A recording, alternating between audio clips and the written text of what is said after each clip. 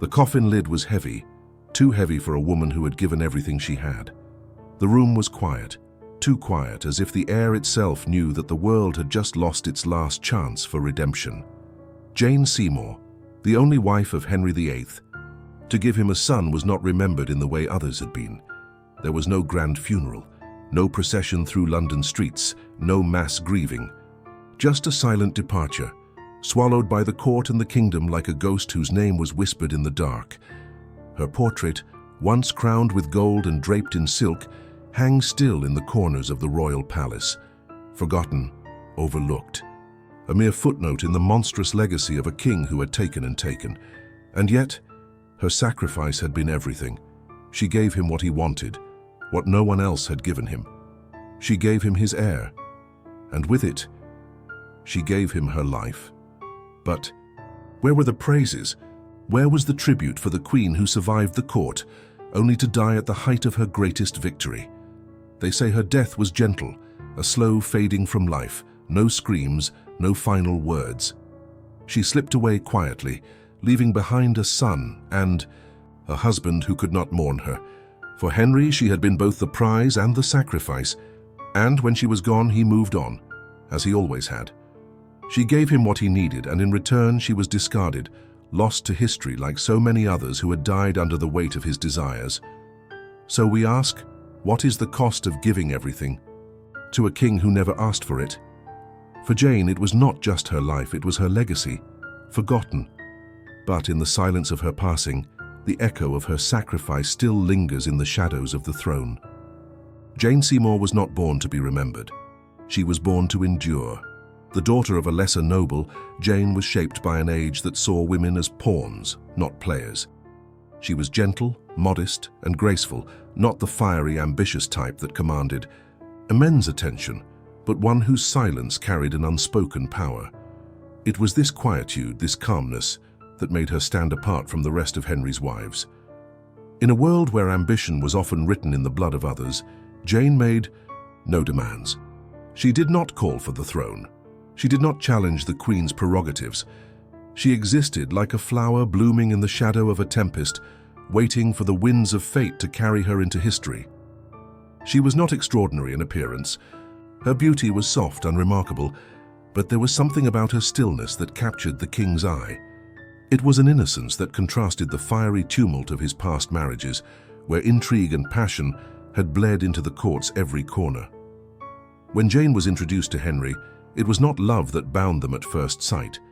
It was necessity.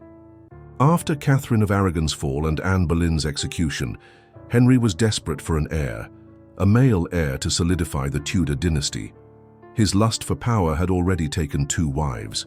His eyes were now set on Jane, whose simple, unassuming presence seemed like the answer to all his prayers.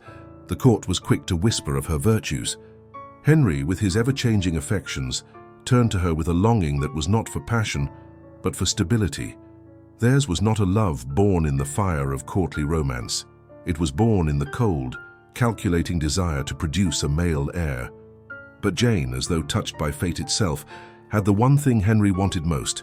She gave him the son he had so long desired. Her rise, however, was not in grandeur. It was not marked by public triumphs or royal celebrations. It was the quiet, inevitable rise of a woman who became Henry's 3rd queen, not through scandal or seduction, but through submission. And so, we ask, can a woman ever truly rise to power when her ascent is built on the quiet submission of her own self? For Jane, power came not from her will, but from her surrender. And in that surrender, she would give everything, even her life. It is said that Henry VIII loved Jane Seymour, truly deeply, perhaps for the first time in his life. But love, in Henry's court, was as dangerous as a blade. His affection, like his temper, was a fleeting thing, quick to turn with a flick of fate. When Jane gave him the son he had longed for, Henry was filled with a joy so rare it seemed almost otherworldly. Edward VI was born, and with him, the Tudor line was secured. But it was in this very gift, in this moment of triumph, that Jane's turning point came, not from betrayal, but from the body's cruel betrayal of her. The complications after childbirth are whispered about in hushed tones, Some say they were caused by the extreme strain of the delivery. Others speculate about poison. But what was known was that Jane's body, so fragile beneath her soft beauty, could not withstand the demands of royal motherhood. A fever began to grip her body, a fever that no healer, no prayer, no charm could quench. She grew weaker, the once radiant queen becoming a pale shadow of the woman she had been. Henry, ever the monarch, could not see his new wife dying before him. He could not understand that his joy, the heir that had once made him the happiest man alive, was now the very thing draining the life from the woman who had given it to him. He had what he wanted, and yet it came at the cost of the one thing that he had loved, or had he loved her at all? Jane, for all her grace, had become nothing more than a vessel, a means to an end. She had given him a son, but what had she received in return? Her death was a slow one, an erosion of her body and spirit. Henry had no words for her in the end, no apologies, no great sorrow. He mourned in public, perhaps, but not in private. In her sickness, Jane became invisible to him, and in her death she became a footnote in his endless series of marriages, of wives who came and went, each one a mere chapter in the tragic history of a king whose desires were as insatiable as they were fleeting. So we ask, was this love? Or was it merely a fatal mistake, the price of a life offered to a man who only wanted what he could not keep? Because Jane had given him everything she had to give, and in return she was consumed, as all things are, by Henry's unquenchable hunger. The descent of Jane Seymour did not occur in a single dramatic fall, but in a slow, inevitable crumbling, a quiet dissolution of the woman who had once stood at the height of her power as queen. Her body, which had once borne the weight of Henry's desires with grace, now began to fail her. The fever that had started so innocently after Edward's birth began to twist itself into something more insidious, more consuming. Henry, who had once been so enthralled by her beauty and gentleness, now looked at her with growing concern. His beloved queen, the woman who had given him the son he had yearned for, was withering before his eyes. The very same body that had produced an heir was now betraying him. The triumph of childbirth turned into a nightmare of sickness, an infection that spread like an invisible poison through Jane's veins. The palace that had once resounded with her soft voice and the rustle of silks now echoed only with the sound of her labored breathing. The royal physicians summoned to her side were powerless. Their concoctions of medicines, their prayers, their promises, none of it could stem the tide of illness that claimed her. The fever was relentless, a silent predator gnawing at her body from the inside. Jane was no longer the glowing queen who had caught Henry's eye. She was now a fragile, ghostly version of herself, trapped in a body that was no longer hers. Henry, who had watched as other wives perished, now stood helplessly by her bedside, just as she had done for him during his bouts of sickness. But this was different. This was not a king who could command his fate. This was a man who had everything he wanted, but nothing could save her. His failure was unbearable. His power, once unchallenged, was now impotent in the face of nature's cruel indifference. In the shadows of the palace, whispers spread, whispers of Jane's decline, of her quiet suffering, of the desperate hope that Henry had held on to, wishing for a miracle that would never come. Her death was not an explosion of tragedy. It was not a bloody demise or a dramatic final scene. It was a slow, drawn-out death, one that drained not just her life, but the life of the very court she had once illuminated. And in the end, when she passed away, there was no grand outpouring of grief from Henry. There was only the cold, empty silence that followed her fading breath, a silence that would remain in the halls of the palace long after she was gone. So we ask, is there a greater tragedy than a queen who dies in the shadow of her own legacy, forgotten not by fate, but by the king who once loved her? Jane Seymour's descent was not marked by bloodshed, by betrayal, or by courtly intrigue. It was marked by her quiet surrender to a body that had given everything and asked for nothing in return. Her decline was a slow disintegration, one that no crown could save. What had once been a living, breathing symbol of Tudor hope now lay pale and wasted in a royal bed, a reflection of the delicate nature of her existence, a fragile queen who had never been meant to endure such weight. Her body, once strong enough to bear a son and secure the future of a dynasty, now betrayed her, unraveling thread by thread. The fever came first, a creeping shadow that seeped into her bones, chilling her flesh despite the warmth of the royal chambers. It twisted her body, robbing her of strength, leaving her too weak to even sit up in bed. She coughed through the nights, her chest rattling with each shallow breath until her body could no longer find the strength to expel the poison building within. The court looked on, helpless. Even the physicians, whose power lay in medicine and prayer, could offer no solution. Their attempts to cure her were in vain. Instead, they watched in silence as she slowly faded from life. As the days passed, Jane's once beautiful face became gaunt, hollowed by sickness and fever. Her once glowing skin turned a dull, sickly yellow, as if the life within her was being drained by some unseen force. Her hands, once soft and graceful, became thin and brittle, shaking as they clutched at the covers. Her hair, once so fine, now hung limp and lifeless around her pale face, tangled and matted with sweat. The stench in the room was unbearable. The familiar sweetness of royal perfumes that once filled the air now seemed to mock the death that was slowly taking hold. Her body was no longer a vessel of beauty or strength, but a reminder of the fragility of life, a body that had given everything, only to be betrayed by the very flesh it had once nourished. The maids who attended her were afraid. They whispered of how Jane's breath would come in ragged gasps, how her body trembled under the weight of illness.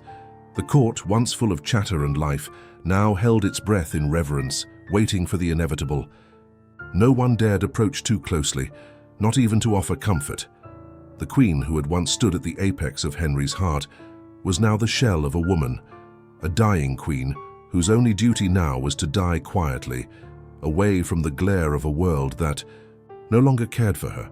And as Jane lay there, gasping for breath, her body sinking deeper into the abyss of illness, Henry could do nothing. He could not save her. He could not protect her. He had lost her, just as he had lost so many before her. And the irony was cruel. Jane, the only wife who had given him what he had wanted most, had now been taken from him in the quietest of ways. Not with violence, not with fury, but with the slow, relentless erosion of time and illness. So we ask, what happens when a body that once carried hope becomes the very vessel of despair? Jane's body had borne the weight of a kingdom, of a king's desires, and in return it had betrayed her, slowly, quietly, until she could bear no more. And as her breath grew weaker, so did the very promise she had fulfilled, the future of the Tudor dynasty. Her death was not the grand spectacle Henry had grown accustomed to. There was no final dramatic moment in the court spotlight, no fiery end for the woman who had given him a son. Jane Seymour's death was a quiet surrender, a slow, inevitable collapse in a bed where she had once lain with promise, not knowing that the same flesh that had borne life would soon betray her. The room was heavy with silence as Jane's final hours approached. The court had fallen still, though the sounds of the outside world pressed against the walls, an empire carrying on while a queen faded away. No trumpets, no crying children. Just the hiss of the candle flame and the shallow, labored breaths of the woman who had once been Henry's salvation. In the dim light, Jane lay motionless, her face barely recognizable. Her once vibrant beauty had long since drained from her features, leaving behind a pallor that only deepened with the darkening of the day. Henry, ever the king, stood at her side, his expression torn between grief and helplessness. He watched her slip away, his thoughts veiled in the quiet room, even as he whispered futile reassurances. He had long since lost the woman he loved, in the act of giving him what he needed most, an heir. And as Jane exhaled one last time, it was not the king who held her hand. It was only silence, heavy and unyielding. Her breath, which had once been a symbol of hope, now ceased to exist.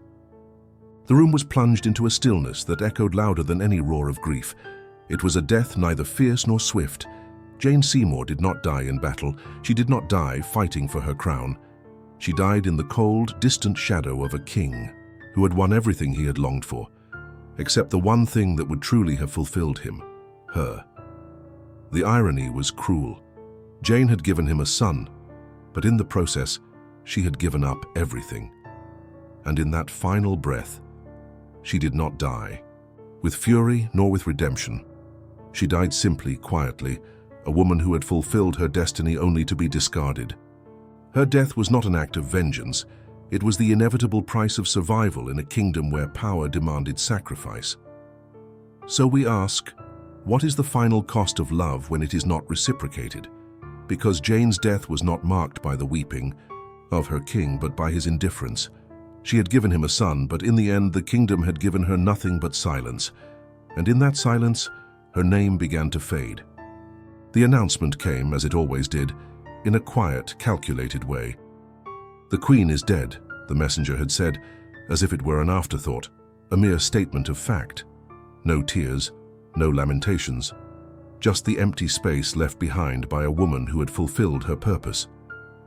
Her body was prepared with the same indifference, no grand procession, no public mourning, just a simple burial at Windsor, where she would rest among the kings and queens of England, her name spoken only in passing. Henry did not weep for Jane. He wept for what she had given him, the son he had always craved, the heir that would secure his legacy. His grief was hidden beneath the weight of his own power, masked by the heavy responsibilities of a king. Jane had been a tool for that. Legacy, a fleeting moment in the tide of Henry's reign, and now with her passing he moved forward as he always did. The other wives came and went, each one another thread in the tapestry of a king's unquenchable thirst for more. Yet Jane's death left behind a quiet void. She was not mourned by the court in the same way that others had been. No songs of her beauty, no lasting affection. She was not revered, not remembered with the same passion as those who had lived in the blaze of Henry's affection. She was a ghost in the eyes of history. Her legacy was her son, not her life. As time passed, the memory of Jane Seymour faded into the background, overshadowed by the more dramatic tales of Henry's other wives, Anne Boleyn's execution, Catherine Howard's betrayal. But in the quiet corners of the court, Jane's absence lingered like a shadow. The cold silence she had left behind in her death was perhaps more haunting than any public execution. And so, we ask, what is the worth of a woman's life when her greatest triumph is forgotten and only her sacrifice remains? Because in the end, Jane Seymour's story is not one of love, not one of glory. It is the story of a woman who gave everything and was remembered only for what she bore, not for who she was. Her life did not linger in the annals of history. Her death, however, remained like a whisper, never fully gone but never truly heard. In the tapestry of Henry VIII's reign, Jane Seymour is a ghost thread, subtle, barely visible, and easily overlooked. She was a queen not defined by her power or her influence, but by her sacrifice. In the grand narrative of Tudor history, her name lingers like a faint echo, a woman whose entire existence was centered on fulfilling the desires of a man who never truly understood her. Her legacy is a paradox. Jane Seymour gave Henry what no one else could, an heir. A son who would inherit the throne, who would one day be crowned Edward VI. The crown was her reward, but also her punishment. For in giving him this, she gave him everything, and in return received nothing. No adoration, no triumph. Just the quiet dissolution of a woman who had never been allowed to stand for anything other than what she could give. Her death, quiet and uneventful, was in itself a symbol of her place in history. Not a tragic heroine, not a victim, but a shadow. In the background of Henry's ever-moving court, she was not remembered for her beauty, for her wisdom, or for her reign. Instead, she was remembered for what she bore, the son who would carry on the Tudor name. Her life was a mere prelude to the story of her son, a son whose reign would be short and fraught with political turmoil. What does Jane Seymour's legacy teach us? It is a bitter lesson in the price of survival. Jane was not the first or the last to be used by a man hungry for legacy, but she was the one who paid the highest price without ever truly stepping into the spotlight. She gave everything and received only silence in return. Her son became king, but she herself became a footnote, a forgotten figure in the grand spectacle of Henry's marriages. In the symbolism of her life, Jane represents the ultimate tragedy of those who are defined not by their choices, but by the needs of those around them. She is the woman who was neither loved nor hated, but simply used. She was a queen by title but not by influence. She was not a player in the game of power. She was a piece moved across the board by hands more powerful than her own. And when her time came, she was discarded, not because she failed, but because she had no place in the grand scheme of history. So we ask, what is the true cost of survival when all you are remembered for is the sacrifice you made? Jane Seymour's legacy is not one of glory, not of lasting triumph, but of quiet submission. She was a woman who gave her life in service to a throne, and in doing so, she became a symbol of the futility of power when it is not earned, but inherited. Her story reminds us that sometimes to survive, we must surrender not just our dreams but our very selves. And in the end, when history looks back at the tumultuous reign of Henry VIII, Jane Seymour's name will not shine as brightly as Anne Boleyn's or Catherine of Aragon's, but in the quiet shadows, she will always be remembered as the one who gave everything and was lost in the silence that followed.